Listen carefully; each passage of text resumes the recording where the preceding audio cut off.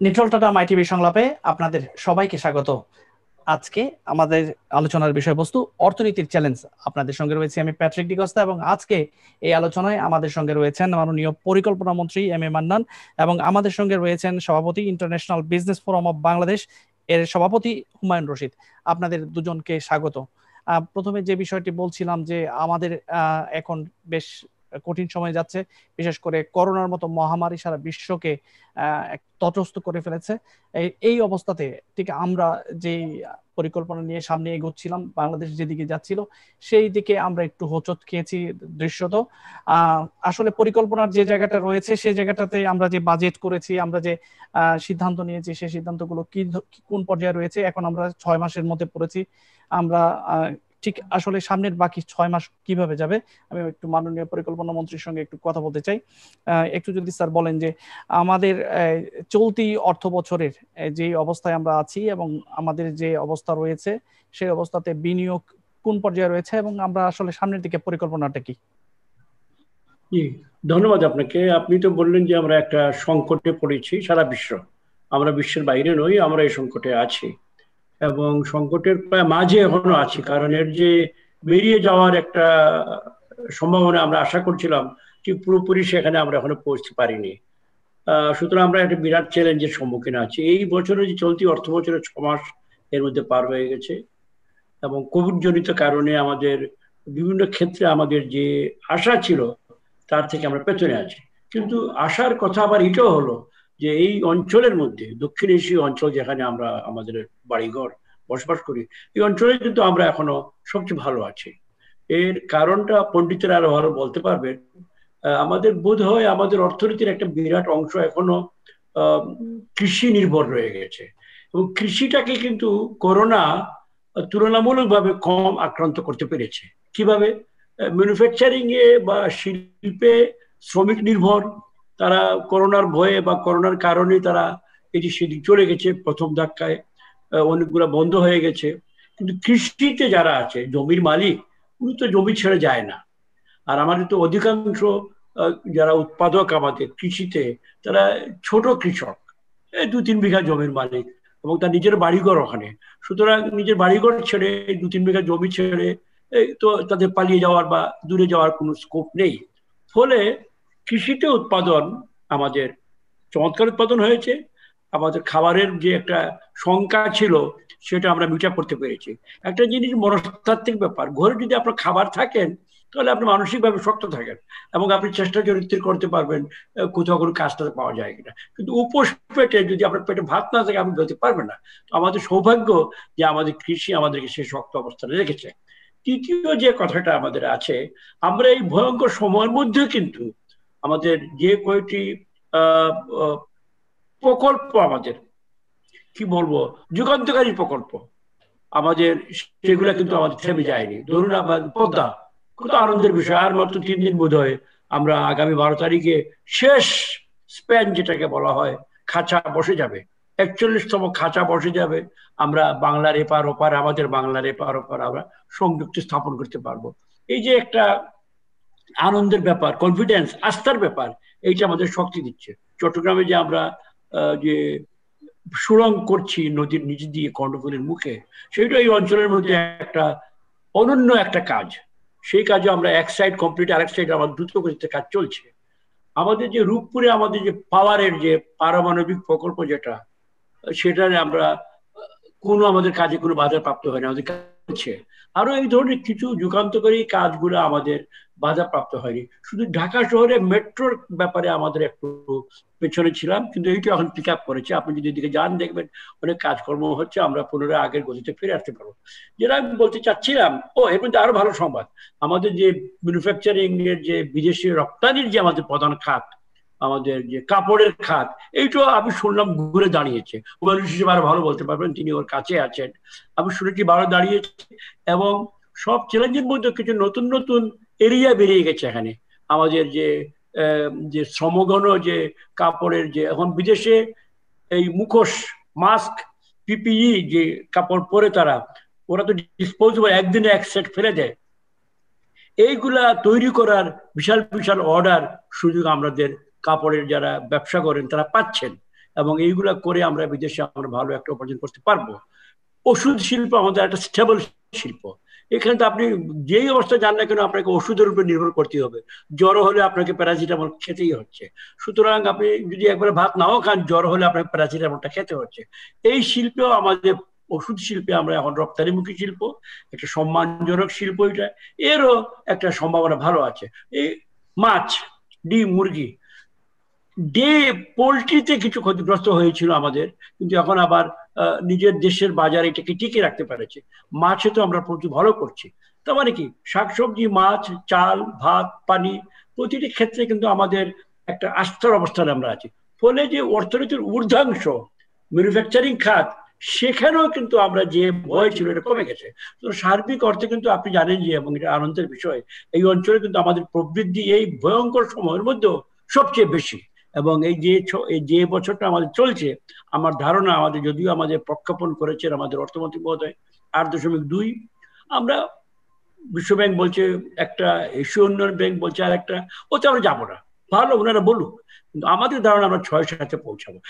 6-7 যদি হয় আমাদের, ইনশাল্লাহ হবে, তাহলে আমাদের আশা করি আমরা হয়তো একটা মোটামুটি ভালো জায়গায় যেতে পারবো। শুনেন, চ্যালেঞ্জ আসবে, চ্যালেঞ্জ তৈরি হতে হবে, ভয় পেয়ে বসে থাকলে হবে না, মোকাবিলা করতে হবে।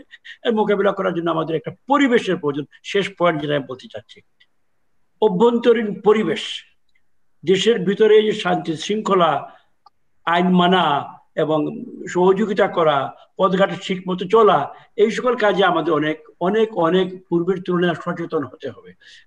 মানে অহেতুক রব তুলে সময় নষ্ট করা, কাজের দিন নষ্ট করা এবং কাজ না করা, এইসব রব তুলে কা কা করে, সরি শব্দটা বললাম, সময় নষ্ট করা এখন ঠিক নয়। স্যার, যে বিষয়টা বলছেন যে পরিবেশের একটা বিষয়, সবার সহযোগিতা আসতে হবে, সবার সহযোগিতা থাকতে হবে। আমি যদি একটু হুমায়ুন রশিদ স্যার আপনাকে জিজ্ঞাসা করি যে এক্ষেত্রে আমরা দেখেছি যে বারবারই বেশ বেকায়দায় সাধারণ মানুষ পড়েছে অসহযোগিতার কারণে। বিশেষ করে দ্রব্যমূল্যের অনেকটাই হ্রাস টানা সম্ভব হয়নি, কারণ কিছু কিছু ক্ষেত্রে যেমন পেঁয়াজ, চাল, এই সমস্ত ক্ষেত্রে দেখা গেল যে ব্যবসায়ীরা খুব সহনীয় ভাবে জনগণকে সহায়তা করে নাই। সেক্ষেত্রে আপনি এটাকে কিভাবে মূল্যায়ন করবেন? আমি এর আগে বলে নিতে চাই যে সমগ্র বাংলাদেশের 50 বছরের কথা যদি আপনি 3 ভাগে ভাগ করেন, দেখবেন বাংলাদেশ কিন্তু ক্রমান্বয়ে এগিয়ে যাচ্ছে। প্রাইভেট সেক্টর আগে খুব দুর্বল ছিল, পাবলিক সেক্টর ডমিনেট করতো প্রাইভেট সেক্টরকে। আজকে প্রাইভেট সেক্টর এবং পাবলিক সেক্টর জয়েন্টলি কাজ করছে। পেঁয়াজ ছিল না, পেঁয়াজ কিন্তু আসছে। গভর্নমেন্ট কিন্তু পাবলিক সেক্টরের ব্যাপারে সামগ্রিকভাবে একটা যুগাপযোগী এবং টাইমলি সিদ্ধান্ত নেওয়াতে এটা কিন্তু অভাব হয় নাই, দেশে খাদ্য অভাব হয় নাই। এটা কিন্তু প্রশংসার দাবি রাখে সরকার। আমরা কিন্তু এককভাবে ঢালাওভাবে শুধু সমালোচনা করি, আমরা কিন্তু প্রশংসা করতে জানি না। আজকে আমাদের প্রশংসা করা উচিত যে এই যে করোনা ক্রান্তিকালে আপনি অন্যান্য বিশ্বের যদি প্রতিটা দেশের সাথে ইকোনমিক কম্প্যারিজন দেখেন, বাংলাদেশ কিন্তু দেশ হিসাবে অত্যন্ত সুন্দর সিদ্ধান্ত নেওয়াতে আছে। কিন্তু আমাদের ইকোনমি গ্রোথটা কিন্তু পজিটিভ গ্রোথ আজকে আছে। আমি বিশ্বাস করি 6-7 জিডিপি গ্রোথ আসবেই বাংলাদেশে। প্রাইভেট সেক্টর গ্রো করবে, কারণ এদেশে যে নতুন প্রজন্ম, এরা চায় কাজ করতে, এরা কাজ পাবে, এরা আইটি পছন্দ করে, প্ল্যাটফর্মে কাজ করতে, এবং সরকার এটাকে এনকারেজ করছে। আপনার এই যে একটা combination of private sector and public sector, যেটা আমাদের দেশকে এগিয়ে নিয়ে যাবে। আমার বিশ্বাস যে বাংলাদেশের যে করোনার যে আমরা ধাক্কা খেয়েছিলাম, সেই ধাক্কাটা কিন্তু আমরা প্রাইভেট সেক্টর এবং পাবলিক সেক্টর একসাথে কাজ করে বাংলাদেশকে আমরা এগিয়ে নিয়ে যেতে পারবো।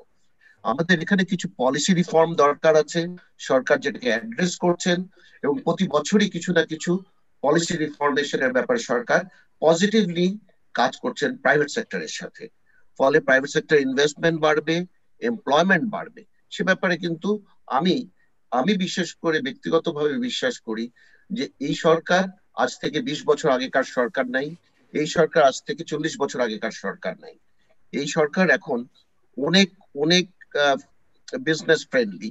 ফলে ওনারা যেটা কমিটমেন্ট দিচ্ছেন যে একটা ওয়ার্কিং এনভায়রনমেন্ট, একটা শ্রমিক চায় কাজ করতে, একটা কৃষক চায় কাজ করতে। আমরা কিন্তু সব সময় বলি যে দেশে কোনো রাজনৈতিক অস্থিরতা নাই, কোনো রকম রাস্তায় কোনো অস্থিরতা নাই, সে দেশে অর্থনৈতিক বিকাশ ঘটবেই। নতুন প্রজন্ম যাদের আপনি যদি ডেমোগ্রাফিক ডিভিডেন্ড দেখেন বাংলাদেশের, এটা কিন্তু অত্যন্ত আশাব্যঞ্জক বলে আমি বিশ্বাস করি যে বাংলাদেশ এই করোনার ক্রান্তিকালটাকে সুন্দরভাবে হ্যান্ডেল করে এগিয়ে যাবে, এবং বাংলাদেশের নতুন প্রজন্ম এটাকে সুন্দরভাবে হ্যান্ডেল করছে। আশা হারাবার মতন এমন কোনো কিছু হয় নাই। মানুষের পার ক্যাপিটা ইনকামও কিন্তু বেড়েছে, এটা তো অস্বীকার করতে পারবেন না আপনি। বেড়েছে, চাল এনাফ আছে, খাদ্যদ্রব্য এনাফ আছে, কোনো জায়গায় কিন্তু সংকট নাই। এটা কিন্তু প্রশংসার দাবি রাখে। এখন আমাদের দরকার আরো জব ক্রিয়েট করার জন্য প্রাইভেট সেক্টরকে এনকারেজ করার জন্য সরকারের যে পলিসি দরকার, এর ভিতরে 100টা ইকোনমিক জোন আসছে, তা আসার ব্যাপার। বিদ্যুৎ সেক্টরে কিন্তু সারপ্লাস বিদ্যুৎ জেনারেশন আছে। আপনি এনার্জি শর্টেজ দেখেন নাই, আমরা কেউ দেখি নাই। রাস্তায় গাড়ি বন্ধ হয়ে যায় না এই তেলের অভাবে, তেল সরবরাহ কিন্তু আছে।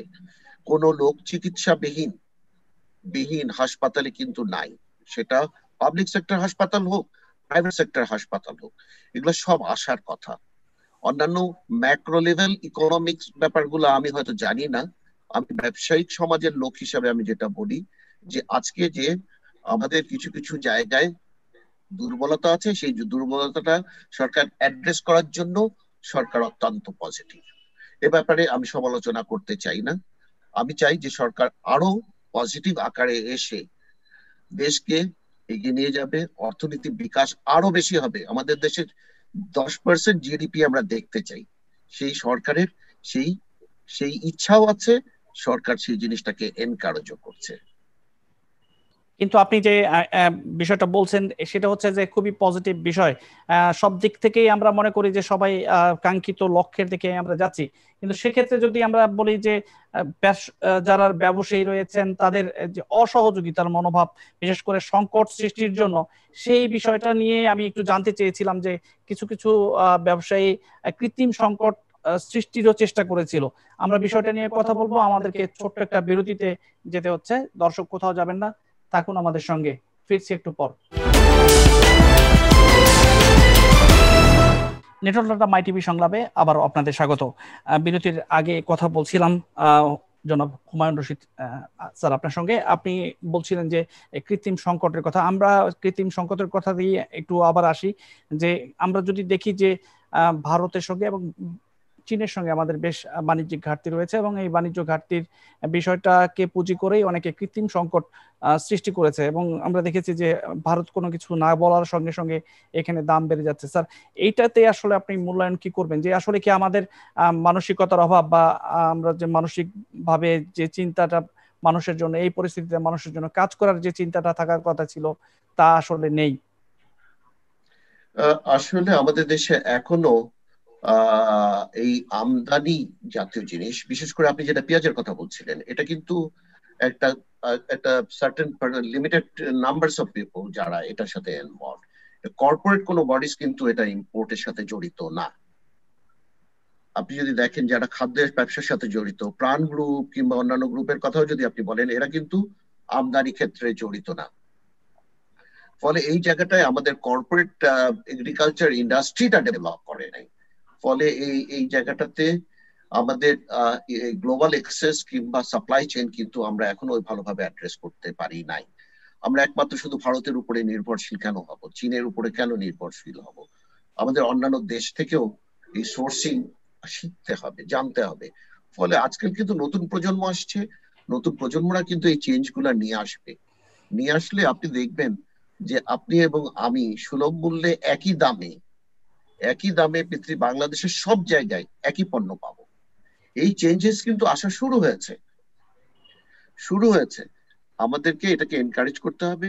ব্যবসায়ীদেরকে আপনি এককভাবে দায়ী করলে হবে না। এটা আন্তর্জাতিক বাজারের উপরে নির্ভরশীল, পরিবেশের উপর নির্ভরশীল, আপনার রাস্তা এবং প্রকৃতির অনেক প্রাকৃতিক দুর্যোগের কথাও চিন্তা করতে হবে আপনাকে।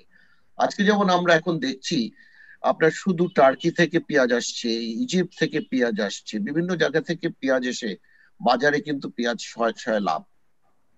এবং আমরা আশা করছি আগামীতে বাংলাদেশে উন্নত জাতের পেঁয়াজ তৈরি হবে, হবে, কৃষিতে আসবে। সেক্ষেত্রে কিন্তু আমরা হয়তো এমনও জায়গায় চলে যেতে পারি যে ভারতে পেঁয়াজ রপ্তানি হবে আগামী 5-10 বছর পরে। আশা করতে পারি, আমাদের আশা করা উচিত যে আমাদের দেশের আধুনিক মানে কৃষি আসছে, আধুনিক অনেক কিছু আসছে। এই ইনোভেশনটা আমাদের ভিতরে শুরু হয়ে গেছে, এই ব্যবসায়ীরা এই চেঞ্জ গুলো আনছে। ফলে আপনার এইটা আপনি একটা জিনিসকে নিয়ে বলতে পারেন না যে এটা ব্যবসায়ীদের কারসাজি। কিছু লোক তো থাকবেই, অস্বীকার করার জন্য নেই। আমরা চাই আপনারা যদি আরো বেশি বড় করে দেখেন, সেটা হচ্ছে চাল, ডাল, নুন, তেল, পেঁয়াজ, মরিচ। পেঁয়াজ মরিচ কিন্তু অনেক পিছনে এসে পড়ে। প্রথমেই আমাদের চাল, তারপরে হচ্ছে ডাল। এই দুটার যদি অ্যাসুরেন্স থাকে তাহলে কিন্তু দেশে খাদ্যের যে আমাদের দেশে এখনো কিন্তু খাদ্যদ্রব্যের প্রচুর আমার কাছে মনে হয় সাপ্লাই আছে। ফলে এই জায়গাটাতে কিন্তু আমাদের নাই। আমাদের সবচেয়ে বড় জিনিস আমাদের অ্যাড্রেস করা দরকার আজকে, সেটা হচ্ছে যে সরকার বিশেষ করে গার্মেন্টস সেক্টরে শ্রমিকদের বেতন দিয়েছেন, ব্যবসায়ীদেরকে এই যে প্রণোদনা দিয়েছেন, এই যে প্যাকেজ দিয়েছেন, এটা কিন্তু প্রশংসার দাবি রাখে। ফলে কিন্তু আমরা সাস্টেইন করছি ব্যবসায়ীরা। যদিও আজকে এসএমই সেক্টরটা ওইভাবে অ্যাড্রেসড হয় নাই, আজকে একটা ক্ষুদ্র দোকানদার হয়তো অ্যাড্রেসড হয় নাই, এটা কিন্তু উল্লেখযোগ্য। কিন্তু তারপরে সরকার কিন্তু এগিয়ে এসছেন এবং বাংলাদেশ ব্যাংক কিংবা লোকাল ব্যাংকদের মাধ্যমে অন্যান্য যে প্রণোদনাগুলো দিয়েছেন, এটা কিন্তু আরো দিবেন। আমার কাছে মনে হয় যে এটা ডিসেম্বরে শেষ হয়ে যাওয়ার কথা। এই ডিসেম্বরের পরে যদি সরকার আমাদেরকে এই প্রণোদনাটাকে কনসিডার করেন, আমার মনে হয় আমরা প্রাইভেট সেক্টর আরো বেশি কন্ট্রিবিউট করতে পারবো দেশের জিডিপি গ্রোথের পেছনে। আমি বিশ্বাস করি যে বাংলাদেশের ব্যবসায়ীরা কিন্তু অত্যন্ত পজিটিভ, তারা কেউ নেগেটিভ না। তারা কিন্তু সব সময় চিন্তা করে ইনভেস্টমেন্ট, ইনোভেশন এইসবের কথা। ফলে আপনি যদি দেখেন বঙ্গবন্ধু যে ইন্ডাস্ট্রিয়াল পার্ক হচ্ছে মিরেশরাইয়ে, এখানে কিন্তু জমি অলমোস্ট সোল্ড আউট। কারা কিনেছে? বাংলাদেশের উদ্যোক্তারা কিনেছে। কত লোকের এমপ্লয়মেন্ট হবে আপনি চিন্তা করেন। বাংলাদেশ হবে একটা সাপ্লাই চেনের একটা হাব, যেখান থেকে গ্লোবাল সাপ্লাই চেনে ম্যানুফ্যাকচারিং বেসড যত প্রোডাক্ট আছে, সার্ভিসের কথা আমি বাদ দিলাম, আগামীতে সার্ভিস সেক্টরটা বাংলাদেশে কিন্তু অনেক গ্রো করার অপরচুনিটি আছে। আমাদের দরকার কি? আমাদের এই যে ইন্টারনেট, আমাদের ইন্টারনেটের জন্য আমাদের যে সাবমেরিন কেবল আসছে, একটা আছে, সেকেন্ড যেটা আসবে আপনার যে এই যে আমাদের আমাদের স্যাটেলাইট কমিউনিকেশনস, এই জিনিসগুলো কিন্তু পরিবর্তন আনতেছে, আমাদের আনছে, আমাদের সমাজকে আনছে, আমাদের ভবিষ্যতের প্রজন্মকে চেঞ্জ আনছে। ফলে কিন্তু আশা হারাবার কিছু নাই। আমরা ব্যবসায়ীরা আমরা এই জায়গাগুলোতে আরো বেশি ইনভলভ হতে চাই। আমরা চাই ইনোভেশনের মাধ্যমে বাংলাদেশে একটা চেঞ্জ আসুক। আমরা চাই একটা জিনিস, শুধু সরকার আমাদের পাশে থাকবেন, সরকার আমাদের পলিসি রিফরমেশনের ব্যাপারে সাহায্য করবেন, পলিসি এবং সরকার যে কাজটা করবেন, প্রাইভেট সেক্টরকে ওনারা যদি হেল্প করেন, private sector will bring the change, will create more jobs. এই জায়গাগুলো কিন্তু আশার আলো দেখায়। আমি বিশ্বাস করি আগের সরকার নাই, এই সরকার কিন্তু প্রাইভেট সেক্টরকে অ্যাড্রেস করছে, পলিসি রিফরমেশনের জন্য অ্যাড্রেস করছে। বিডাতে কিন্তু অনেক চেঞ্জ এসছে, এটা কিন্তু পজিটিভ দিক। ফলে আমার কাছে মনে হয় আগামীর জন্য আমাদেরকে এখনই রেডি হতে হবে। আমাদের এই জায়গাগুলোতে ইকোনমিক ডিপ্লোমেসি করতে হবে যে পেঁয়াজের দাম কেন বেড়ে গেল।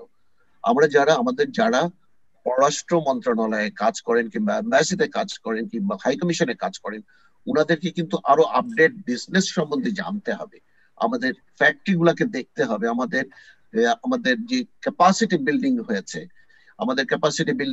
আমাদের রাস্তা বানাবার ক্যাপাসিটি বিল্ড হয়েছে, আমাদের ব্রিজ বানাবার ক্যাপাসিটি বিল্ড হয়েছে, আমাদের পদ্মা ব্রিজের সব লোকাল শ্রমিকরা কাজ করছে প্রচুর। স্যার যেটা বললেন আমি ওনার সাথে একমত, এই পদ্মা ব্রিজ কিন্তু আমাদের জিডিপির রেখাই চেঞ্জ করে দেবে ইনশাল্লাহ।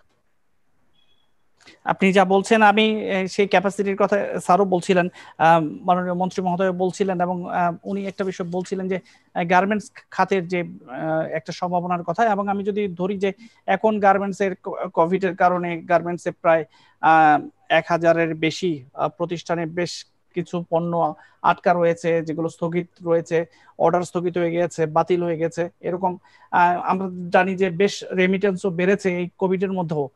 সেক্ষেত্রে যদি এই পণ্যগুলো আবার বাতিল, যে সমস্ত অর্ডার সেগুলো যদি আবার আমরা পাই এবং যেগুলো স্থগিত রয়েছে সেগুলো যদি আমরা রপ্তানি করতে পারি, সেক্ষেত্রে হয়তো আমাদের এই রেমিটেন্সের প্রবাহটা বাড়বে। স্যার একটু আমাকে বলবেন যে এই ক্ষেত্রে সরকারি বিভিন্ন দপ্তর নিশ্চয়ই কাজ করছে, এবং বিশেষ করে ইউরোপ এবং আমেরিকার সঙ্গে যে সম্পর্ক, বিশেষ বাণিজ্যিক সম্পর্ক, তা উত্তরণের চেষ্টা করছে এই গার্মেন্টস শিল্পটাকে আসলে পুনরুদ্ধার করার জন্য।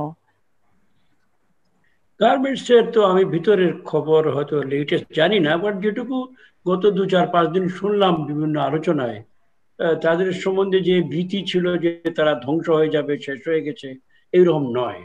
বরঞ্চ তাদের ফ্রেশ কিছু অর্ডার, কিছু বায়ার নানা কারণে এমনিও সরে যায়, শুধু কোভিড কারণে না, অন্যান্য বছরও কিছু বায়ার ফেল মারে, এইবারও কিছু ফেল দিয়েছে। কিন্তু আবার এবার আনন্দের ব্যাপার হয়েছে অনেকগুলো নতুন বায়ার এসছে আবার এর মধ্যে ফ্রেশ অর্ডার নাকি এসছে, আমাকে কদিন বললেন। এটা হুমায়ুন সাহেব আরো ভালো বলতে পারেন, তিনি সরাসরি ব্যবসায়ী।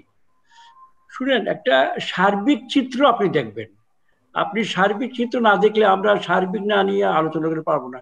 একটা দুইটা ইন্ডিভিজুয়াল ব্যর্থতা এখানে ওখানে বা ফেইলিওর, এটা পিক আপ করে আমার বিচার করা ঠিক হবে না। ম্যাক্রো সিচুয়েশনটা হলো আসল সিচুয়েশন। আমার ডাক্তার আমার শরীরের প্রথমে হাত দিয়ে দেখে আমার পালস, উনি একটা বার্তা সেখানে পায়। আমার মাথা ব্যথা টেথা যদি হয় তো আমি ওইটা খোঁজ নেয়। সুতরাং তারপরে ধীরে ধীরে ভিতরে অন্যান্য অঙ্গ প্রত্যঙ্গের দিকে যায়। ঠিক তেমনি আমাদের ইকোনমিতে বড় যে বিষয়গুলা, এই যে আপনি এক্সপোর্টস, ইম্পোর্টস, ইনফ্লেশন, প্রাইস, মুদ্রার দাম, সেটা ইম্পর্টেন্ট একটা মাত্রা। রিমিটেন্সের কথা আপনি বললেন, রিমিটেন্স কিন্তু এক্সপোর্ট আর্নিং এর চেয়ে এটা আলাদা খাত। রিমিটেন্স হলো সরাসরি যে টাকাটা আসতেছে, কি এইটাও এক ধরনের, রিমিটেন্সও এক ধরনের মানে আয়। আমাদের কি বিক্রি করেছি? কাঁচা শ্রম। কাঁচা শ্রম এখানে বিক্রি না করে ওখানে গেছি, গিয়ে কাজ করে এই দামটা পাঠাচ্ছি। That is what is remittance. এবং আনন্দের বিষয় হলো এটা বেড়েই যাচ্ছে। 3-4 দিন আগে বাংলাদেশ ব্যাংকের গভর্নর মহোদয়ের সঙ্গে আমি আলোচনা ছিলাম। আমাদের রিজার্ভ যেটা বলা হয়, আমরা একটু গর্বের সঙ্গে বলি না, আমাদের বাংলাদেশ ব্যাংক এখন প্রায় $42 বিলিয়ন রিজার্ভ। এর মধ্যে তিনি বললেন কোভিড এর মধ্যে শনৈ করে অন্যান্য বছরের তুলনায় রেমিটেন্স প্রবাহ আরো বেড়েছে। অনেকের ভয় ছিল যে মধ্যপ্রাচ্যে চাকরি টাকরি শেষ, মানুষ না খেয়ে মারা যাবে, হাজার হাজার আসবে, টাকা পাবো না। এটা অসত্য প্রমাণ হয়েছে। মানুষের বরঞ্চ আরো বেশি করে টাকা পাঠিয়েছে।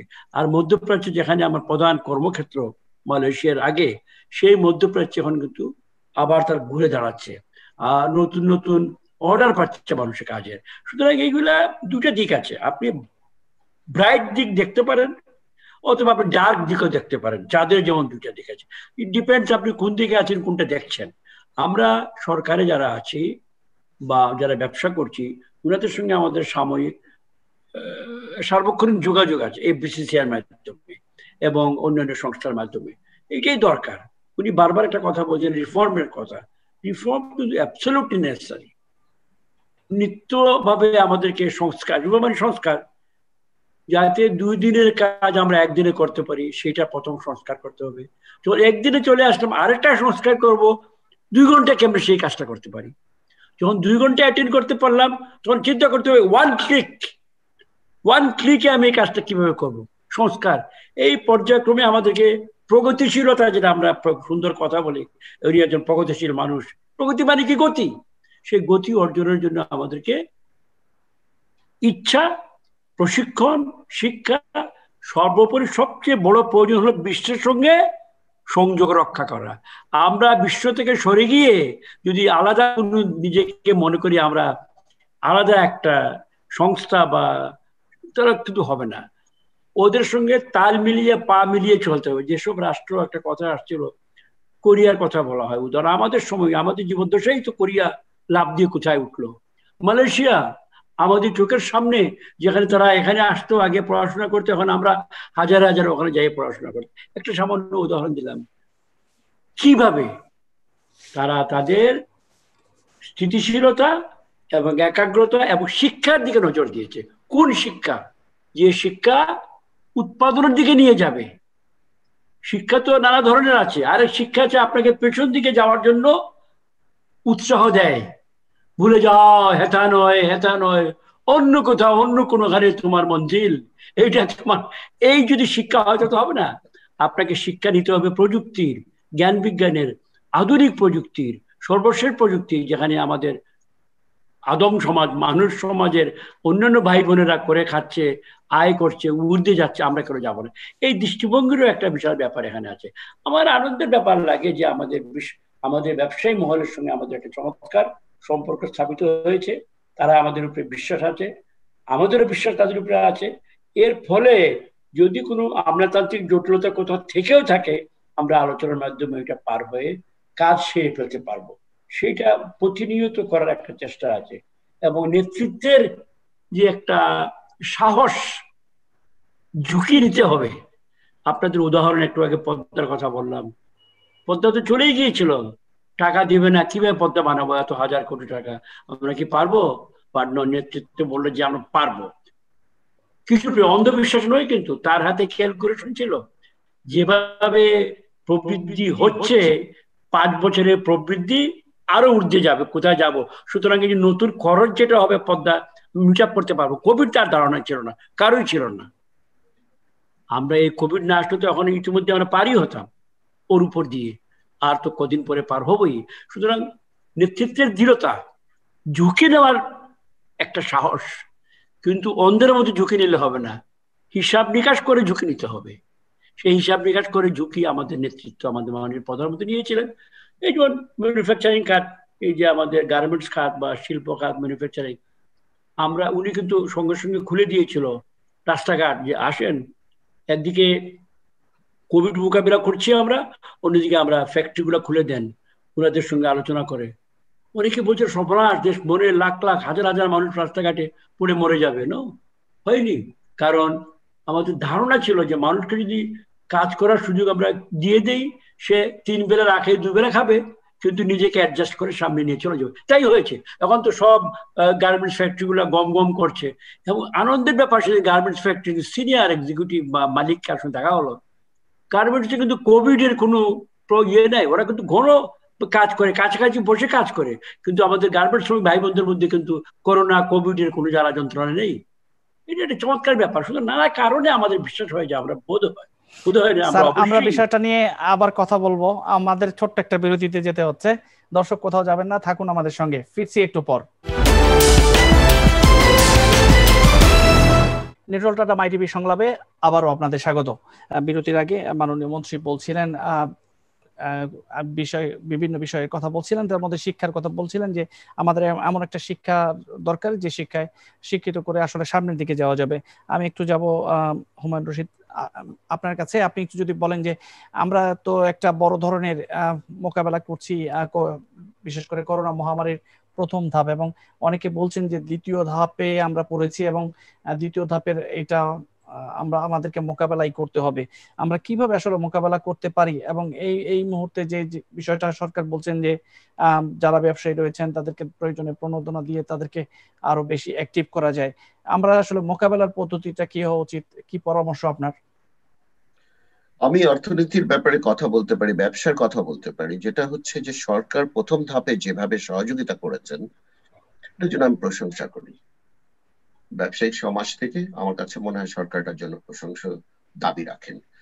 আগামীতে যদি আমাদের অর্থনীতি আরেকবার চাপের মুখে পড়ে, আমার কাছে মনে হয় সরকার আবারও এগিয়ে আসবেন, কোনো না কোনো ভাবে স্ট্রাকচার্ড, যেভাবে ওনারা এসছেন অত্যন্ত সুন্দরভাবে। আমাদের যে টার্ম লোন গুলা ছিল, এটা আরো লম্বা সময়ের জন্য সরকার ব্যবস্থা করে দিয়েছেন। আমাদের ওয়ার্কিং ক্যাপিটাল লোন গুলাকে স্ট্রাকচারিং করে দিয়েছেন এবং দিচ্ছেন। প্রাইভেট ব্যাংক গুলাকে সরকারের উচিত আরো বেশি বাংলাদেশ ব্যাংকের মাধ্যমে আরো বেশি স্ট্রাকচার্ড ভাবে একটা আহ একটা চাপ দেওয়া। চাপ না দিলে প্রাইভেট ব্যাংক গুলাও আসতে ওরা ঝুঁকিপূর্ণ ভাবছে যে আগামী ভবিষ্যতের কথা, করোনার পরে যে অর্থনীতির মানে অবস্থা যেটা দাঁড়াবে এটা নিয়ে। আমরা চাই ব্যবসায়ীরা কিন্তু ব্যবসায়ী করব, আমরা কিন্তু আর অন্য কোনো পেশায় যেতে পারবো না। আমরা কিন্তু আজকে যেটা করছি কালকে তার চাইতে আরেকটু বড় করার চিন্তা করি সবাই, কম বেশি সবাই। আমাদের কিন্তু চিন্তা একটাই, ক্রিয়েটিভিটি, আরো কি আমরা অ্যাড করতে পারি। এটাই আমাদের আনন্দ, এটাই আমাদের নেশা এবং এটাই আমাদের পেশা। আমরা কিন্তু এটাকে এনজয় করি। এই এনজয় করার জন্য আমাদের যেটা দরকার সরকারের তরফ থেকে, আমরা চাই যে এই প্যাকেজ গুলা যেটা সরকার এর মধ্যে অফার করেছেন, থ্রো বাংলাদেশ ব্যাংক প্রশংসনীয় কাজ করেছেন। এই উদ্যোগটা রেখে যেতে হবে অন্তত ডিসেম্বর মাসের পরে। আমি বলবো ডিসেম্বর মাসের পরে যাতে ব্যাংকরা সবাই আবার চড়াও হয়ে না আসে, তাহলে কিন্তু ব্যবসার উপরে একটা বড় রকম চাপ পড়বে। এটাকে আরেকটু প্রলং করতে হবে। এটা সরকারের ব্যাপারে আমার ধারণা পজিটিভ, এবং ওনারাও বুঝছেন যে এই এই এই যে ব্যাংকের লোন রিপেমেন্ট গুলা সবার জন্য একটু চ্যালেঞ্জিং অবস্থায় আছে। এটা যদি আরেকটু প্রলং হয় তাহলে কিন্তু সবাই কমফোর্ট জোনে থাকবেন। বিশেষ করে আপনি যদি আমাদের দেশের সবচেয়ে বৃহৎ শিল্প আরএমজি সেক্টরটা দেখেন, এই সেক্টরে কিন্তু বিগেস্ট চ্যালেঞ্জ হচ্ছে যে এই অনেকের শিপমেন্ট হোল্ড হয়ে গেছে, শিপমেন্ট ক্যান্সেলেশন আছে, আবার অর্ডার অর্ডার হোল্ড হয়ে আছে। এই জায়গাগুলোতে তাদের কিন্তু ইচ্ছা আছে যে তারা কিন্তু ব্যাংকের লোন পেমেন্ট করে দিবেন। এই ব্যবসায়ী কিন্তু চায় না যে লোন না পেমেন্ট করে চলে যেতে। এ ব্যাপারে সরকার যদি একটা পলিসি, একটি নীতি নির্ধারণী বাংলাদেশ ব্যাংকে দেয়, তাহলে ব্যবসায়ীদের কিন্তু পক্ষে ব্যবসা চালিয়ে যাওয়া সম্ভব। এবং সবচেয়ে বড় দরকার এটা আমাদের দেশের যে ইয়াং জেনারেশন তাদের কর্মসংস্থান গুলোকে টিকিয়ে রাখা। এই কর্মসংস্থানটাকে টিকিয়ে রাখতে হলে কিন্তু আমাদেরকে দরকার হচ্ছে আজকে হাত ধরে, ব্যবসায়ীদের হাত ধরে সরকার আমাদেরকে এগিয়ে নিয়ে যাবে। এগিয়ে নিয়ে যদি যায় সরকার, তাহলে আমাদের পক্ষে কিন্তু বিজনেস কন্টিনিউশন থাকবে এবং আরো নতুন নতুন ব্যবসায় আমরা উদ্যোগী হব। আমার বিশ্বাস এই যে সাময়িক এই যে যদি আমি বলি দুর্যোগ, এই দুর্যোগটা কিন্তু একসময় উতরাবে। মনে রাখতে হবে সুদিন আসবেই, আর বাংলাদেশের সুদিন আসবে এটা আমি অত্যন্ত বিশ্বাসী। আমি একজন উদ্যোক্তা, আমি একজন শিল্প, আমিও জব ক্রিয়েট করেছি অনেক লোকের জন্য। আমার প্রতিষ্ঠানের কথাই যদি বলি, আমি 10,000 লোকের কর্মসংস্থান করেছি। এরা মাসের শেষে তারাও চায় তাদের বেতন, আমি যাতে তাদের বেতন দিতে পারি। আমি চাই যে আমার মেশিন ঘুরুক, আমার মেশিন যাতে অপারেট করে, আমার ফ্যাক্টরি থেকে যাতে উৎপাদন হয়। এটা আমার সাময়িক অসুবিধা আছে, এটা কিন্তু পার্মানেন্ট অসুবিধা না। এটা যদি সবাই বোঝেন যে পার্মানেন্ট অসুবিধা না, তাহলে সরকার প্রাইভেট সেক্টরের পাশে থাকবেন, অতীতে যেভাবে ছিলেন আগামীতেও থাকবেন। যদি থাকেন আমরা এগিয়ে যেতে পারবো, দেশকে এগিয়ে নিয়ে যেতে পারবো ইনশাল্লাহ। আপনি আরেকটা বিষয় দেখবেন যে সরকার বেশ কিছু উদ্যোক্তা তৈরির জন্য বেশ ঋণের ব্যবস্থা করেছে, প্রণোদনার ব্যবস্থা করেছে।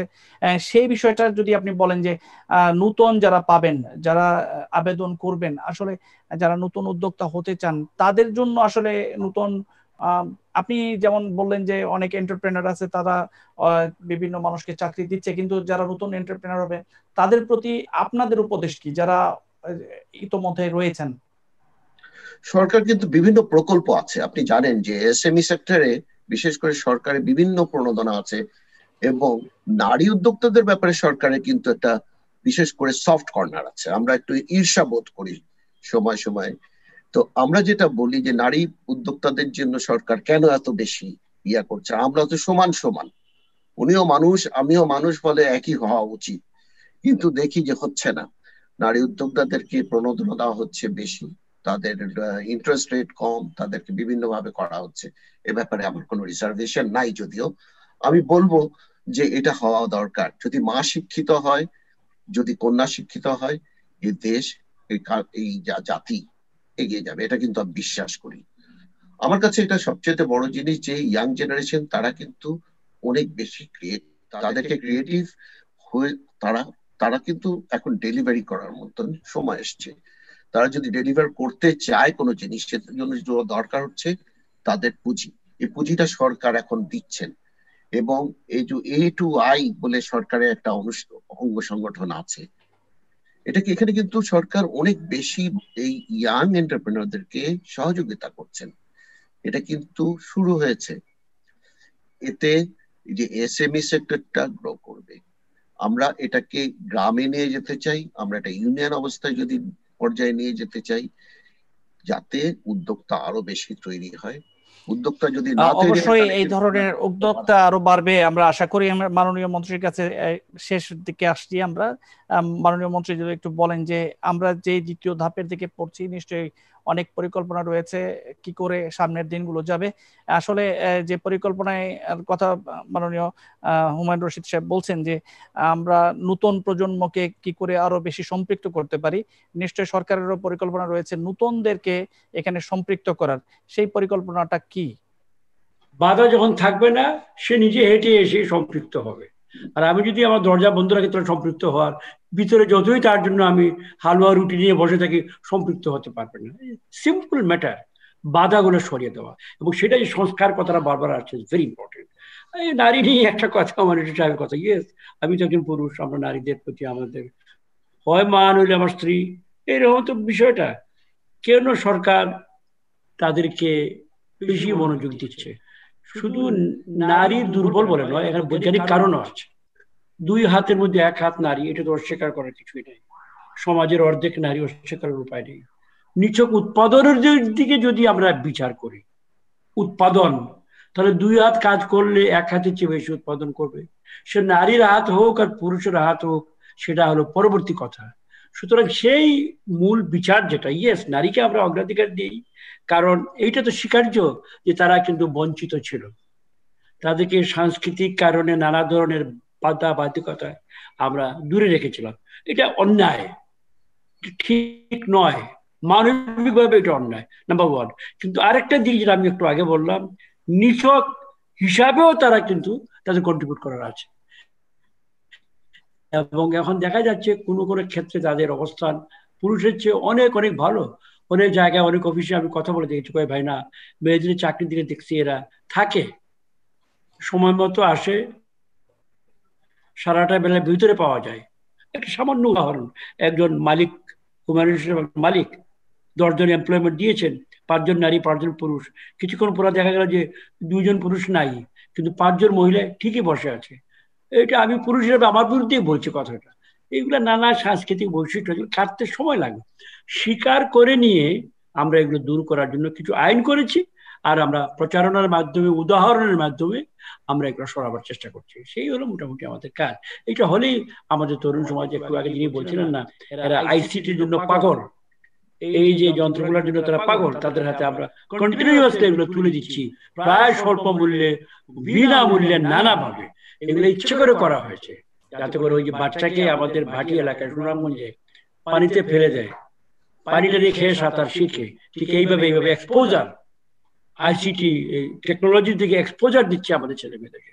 এমন গ্রামে আমরা ল্যাপটপ দিচ্ছি, যেমন এমন স্কুলে যেখানে কোনো আইডিয়াই নেই, আমরা জানি এগুলো গুছিয়ে গাছিয়ে ভাঙছে প্রথম, কিন্তু শিখছেও। এইগুলো মোটামুটি আমাদের কৌশল আছে। Thank you sir. যে বিষয়টা বলছেন যে যে গ্রাম পর্যায়ে যে আমাদের প্রযুক্তি পৌঁছে গেছে, আমি যদি একটু পিছনের দিকে দেখি যে স্যার, গত বাজেটে আমরা দেখেছি যে বড় ধরনের একটা অঙ্ক রাখা হয়েছে, যারা বিশেষ করে প্রাথমিক স্কুল, গণশিক্ষায় এবং মাধ্যমিক, উচ্চ মাধ্যমিক শিক্ষা খাতে, সেখানে বলা হয়েছিল যে আমরা ল্যাব হবে, বিভিন্ন প্রযুক্তিগত ক্লাসরুম হবে। এখন হয়তো সেই সুযোগটা ছিল স্যার।